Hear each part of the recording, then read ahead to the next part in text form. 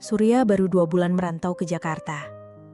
Usianya 24 tahun, baru lulus kuliah dengan semangat penuh, mencoba peruntungan kerja di ibu kota. Ia menyewa kamar kecil di sebuah rumah kos sederhana di Bilangan Rawamangun. Kos itu milik seorang janda berusia 35 tahun, Bu Rani namanya. Wanita yang tidak hanya dikenal ramah oleh para penghuni, tapi juga mempesona dengan keanggunan yang tak dibuat-buat. Bu Rani punya aura yang menenangkan. Wajahnya bersih, senyumnya selalu terjaga, dan tubuhnya terawat. Para penghuni lain sering berbisik, menyebut-nyebut pesonanya dengan nada bercanda. Kalau Bu Rani ngajak nikah, siapa sih yang nolak? Tapi Surya tak pernah ikut-ikutan. Ia menghormatinya sebagai pemilik kos, dan diam-diam memang sedikit kagum. Masuk bulan ketiga, keadaan Surya mulai goyah. Proyek freelance-nya tak kunjung dibayar. Sore itu, ia duduk lemas di anak tangga depan kamarnya. Di tangannya, amplop kosong yang seharusnya berisi uang sewa. Angin sore berembus membawa kekhawatiran yang diam-diam menyesakkan dadanya. Tiba-tiba langkah Bu Rani terdengar dari arah dapur. Ia datang dengan nampan kecil berisi 2 gelas es teh. "Haus nggak? Lagi panas ya sore ini?" ujarnya sambil menyodorkan 1 gelas pada Surya. Surya menerimanya dengan senyum tipis. "Makasih, Bu." Mereka duduk berdampingan di tangga. Hening sejenak. Lalu Bu Rani menoleh, suaranya lembut tapi jelas. "Kamu belum transfer uang kos ya, Surya?" Nada bicaranya tidak kasar, tapi Surya tetap merasa perih. Ia menunduk, jarinya menggulung tutup plastik gelas. "Maaf Bu, saya lagi seret banget nih. Proyek belum cair dan belum ada kerja tetap juga. Saya janji nggak akan lari Bu. Begitu ada, saya langsung bayar." Bu Rani diam sebentar, lalu tersenyum. "Tenang, saya nggak galak kok. Saya ngerti masa-masa sulit. Saya juga pernah ngerasain." Ia memutar gelasnya perlahan, lalu menoleh lagi. "Yang penting, kamu jujur. Saya lebih suka cowok yang jujur dan gak banyak drama." "Wah, berarti saya lolos seleksi tahap pertama dong, Bu." Surya mencoba bercanda. Bu Rani tersenyum simpul, lalu menatap lurus ke depan. "Kita lihat aja di tahap berikutnya, Mas Surya." Sore itu, langit mulai kemerahan. Angin pelan menyingkap helai rambut Bu Rani yang terurai di bahu. Surya duduk diam, sesekali mencuri pandang. Hatinya mulai merasa aneh, campuran syukur, gugup, dan rasa nyaman yang datang terlalu cepat. Entah karena es teh yang manis, atau karena senyum wanita di sampingnya, tapi sore itu tak terasa pahit. Meski dompetnya nyaris kosong. Beberapa hari kemudian, Surya terlihat sibuk memperbaiki atap kamar kos yang bocor. Matahari sore mulai turun, keringat membasahi dahinya. Ia naik turun tangga dengan tangan penuh debu dan noda cat. Dari bawah, Bu Rani memperhatikan gerak-geriknya sambil memegang handuk kecil. Saat Surya menuruni tangga terakhir, Bu Rani menyodorkan handuk sambil tersenyum kecil. "Haduh, kamu ini udah kayak tukang beneran, rajin banget. Ibu-ibu mana coba yang gak pengen punya suami kayak kamu?" Surya tergelak pelan sambil menyeka wajahnya. "Wah, kalau jadi suami, semoga istrinya sabar ya. Soalnya saya cuma bisa benerin genteng." Bu Rani tertawa ringan. "Dasar, mulai pinter gombalnya sekarang ya. Belajar dari ibu, tiap hari ngobrol sama wanita dewasa, jadi banyak ilmunya," sahut Surya, setengah bercanda, tapi matanya menatap tulus. Bu Rani mengalihkan pandangan, tapi senyumnya masih tertinggal. Ada gurat kehangatan di sana yang tak biasa. Malam harinya, Surya duduk di teras, ditemani angin dan suara jangkrik. Ia sedang menggulir layar ponselnya saat Bu Rani datang dengan semangkuk bakso hangat. "Kamu pasti belum makan kan? Nih, ibu masakin. Yuk dimakan, mumpung masih hangat." Surya langsung semangat. "Wah, seriusan? Bikin sendiri?" "Iyalah, masa ibu mau kasih yang instan buat kamu? Katanya sih, kalau mau jalan ke hati laki-laki itu, bisa lewat kerut." Surya tersenyum, menerima mangkuk itu dengan hati-hati. Aroma kuahnya langsung menggoda. "Kalau gitu, saya harus hati-hati, Bu. Nanti bisa-bisa beneran jatuh hati nih ke orang yang masakin." Bisa aja kamu, gombal deh." Bu Rani duduk di sebelahnya, menyandarkan punggung ke kursi rotan. Senyumnya lembut, tapi sorot matanya menyimpan isyarat yang lebih dalam. Obrolan pun mengalir santai. Mereka tertawa kecil, sesekali saling goda, saling cerita masa lalu. Setelah keheningan singkat, Bu Rani mendesah pelan. "Surya?" "Iya, Bu." "Kamu pernah kepikiran gak buat tinggal di tempat yang tetap, yang gak harus mikirin bayar sewa tiap bulan?" Surya menoleh, keningnya sedikit mengernyit. "Maksudnya pindah ke tempat lain?" Bu Rani menggeleng pelan, menatap langsung ke matanya. "Bukan itu. Maksud ibu, kamu tinggal di sini sama saya, tapi bukan lagi sebagai anak kos." Surya menahan nafas. Tubuhnya terasa sedikit hangat walau angin masih bertiup. "Maksud ibu, sebagai suami?" Bu Rani tersenyum. "Iya, ibu tahu ini mungkin terdengar aneh, tapi kamu baik, jujur, sopan, dan ibu bukan cari cinta yang meledak-ledak. Ibu cuma pengen seseorang yang bisa duduk di teras bareng kayak gini tiap malam." Setelah obrolan hangat itu, Surya tak bisa tidur. Pandangannya kosong menatap langit-langit, sementara pikirannya gaduh oleh pertanyaan dan rasa bimbang.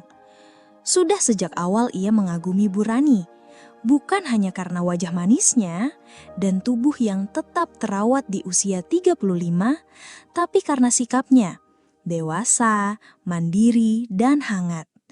Wanita yang tahu caranya membuat orang lain merasa tenang, bahkan tanpa banyak bicara.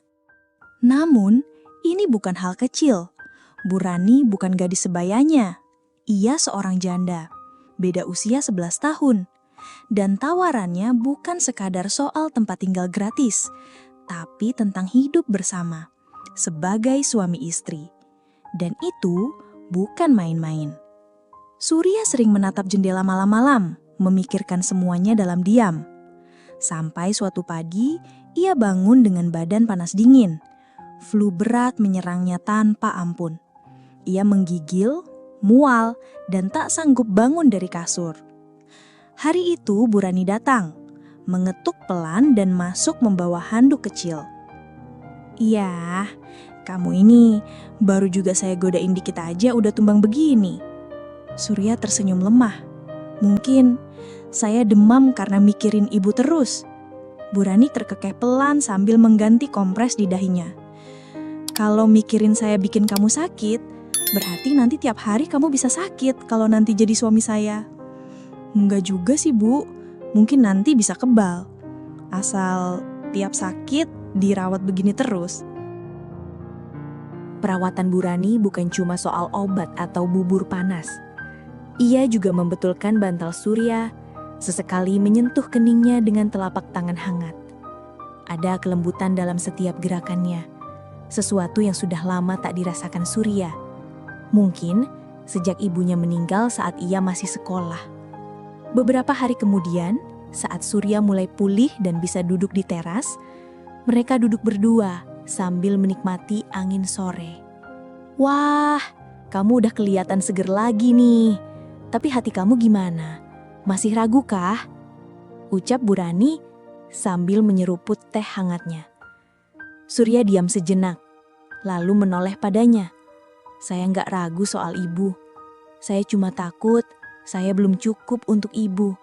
Saya masih cari arah, belum punya apa-apa. Bu Rani tersenyum, kali ini lebih lembut dari biasanya. Saya nggak butuh yang punya segalanya. Saya butuh yang mau jalan bareng saya, dari bawah, mau rangkul saya. Bukan hanya waktu saya cantik dan kuat, tapi juga nanti kalau saya mulai keriput dan lelah.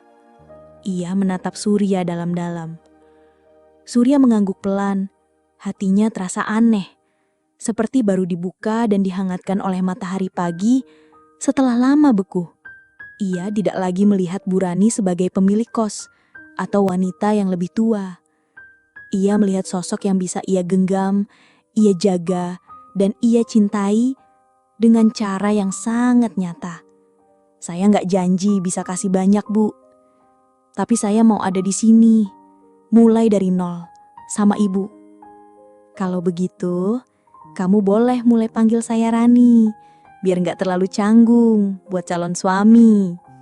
Mereka tertawa kecil, dan sejak hari itu, sore di teras kos tak lagi sekadar waktu menunggu senja, tapi awal dari kehidupan yang perlahan tumbuh. 3 bulan kemudian, mereka menikah. Pernikahannya sederhana tapi penuh kehangatan. Resepsi digelar di halaman kos. Dihias lampu-lampu bohlam kecil dan tirai putih yang bergerak pelan tertiup angin sore. Tetangga dan penghuni kos berdatangan. Ada yang tersenyum bahagia, ada juga yang masih melongo tak percaya. Surya, anak kos yang dulu sering nunggak bayar, kini resmi menjadi suami sang pemilik kos Bu Rani. Sore berganti malam. Tenda dibongkar, piring-piring plastik dikemas dan tamu terakhir pamit pulang. Di dalam kamar, yang dulunya kamar kos Surya, kini sudah berubah. Ranjang dipenuhi kelambu lembut, lampu remang menciptakan bayangan yang tenang. Bu Rani duduk di tepi tempat tidur, melepaskan sanggulnya pelan. Surya menatapnya. Terdiam sejenak, lalu duduk di sampingnya dan menggenggam tangannya. Aku gak nyangka, hidupku bisa berubah secepat ini, gumam Surya sambil menatap wajah wanita yang kini sah menjadi istrinya. Bu Rani menoleh, senyumnya lembut, matanya sedikit berkaca-kaca. Saya juga gak nyangka, anak kos yang dulu sering nunggak bayar, sekarang malah saya yang harus bangunin tiap pagi. Surya tertawa kecil. Ia menunduk, mencium punggung tangan Bu Rani perlahan. Ya, tapi mulai malam ini, saya juga yang harus jagain ibu tiap malam. Ucapnya pelan, penuh makna. Bu Rani mengerling, suaranya melembut. Kalau jagainnya selembut tadi siang sih, saya gak keberatan dijagain tiap malam. Surya mengangkat alis, pura-pura polos. Tadi siang, maksudnya pas saya bantu rapiin dapur. Iya, waktu kamu sengaja nempelin tangan ke pinggang saya pas ngambil sendok, kamu pikir saya gak sadar. Surya tertawa, pipinya memerah.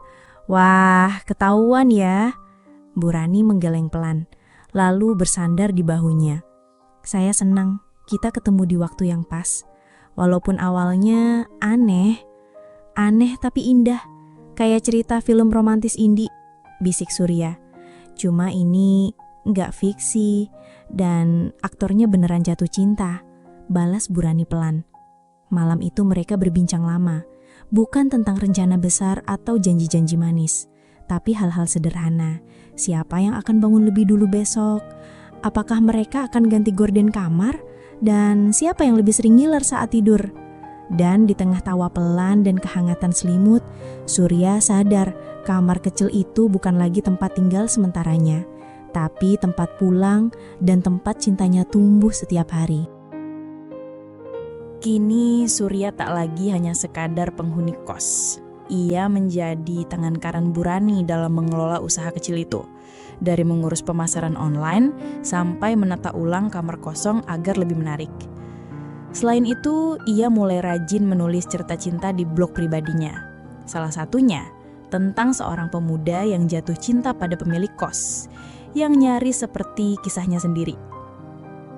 Setiap pagi, Bu Rani akan menyeduh 2 cangkir teh melati. Ia menaruhnya di meja teras, tempat favorit mereka menikmati udara pagi. Pagi itu, matahari belum tinggi.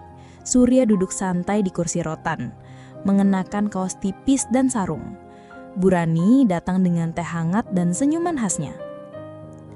"Sarapan nanti mau roti atau bubur, Mas Surya?" tanyanya sambil duduk di sebelahnya. "Yang penting ada kamu, udah kenyang," jawab Surya sambil menggoda. Matanya tak lepas dari wajah wanita yang kini jadi istrinya. Bu Rani mencubit pelan lengan Surya. "Nih anak, makin kesini makin pinter ngerayu ya." Surya tersenyum, lalu menatap istrinya serius. "Tapi bener loh, aku sering mikir, dulu kalau aku bisa bayar kos waktu itu, mungkin hidupku gak akan segini lengkapnya." Bu Rani terdiam sebentar, lalu menggenggam tangan Surya. "Mungkin itu yang orang bilang, rezeki bisa datang dalam bentuk yang berbeda. Kadang bentuknya ya seperti kamu." Surya tertawa kecil, merasa hatinya hangat. "Bu Rani, sekarang saya boleh panggil sayang kan? Soalnya tiap malam masih kepleset manggil Bu." Bu Rani tertawa, kemudian membalas dengan tatapan menggoda. "Boleh, tapi syaratnya..." "Apa?" "Nanti malam kamu juga panggil aku Ayang di depan Ibu RT." "Waduh, mental aku belum sekuat itu sayang." Mereka tertawa bersama. Teh di cangkir mulai mendingin, tapi suasana justru makin hangat. Tak perlu rumah mewah atau mobil mahal. Cukup cinta yang tumbuh perlahan dan saling menggenggam, mereka sudah merasa punya segalanya. Hidup mereka memang tak sempurna, tapi selalu penuh tawa dan cinta yang terus bertumbuh.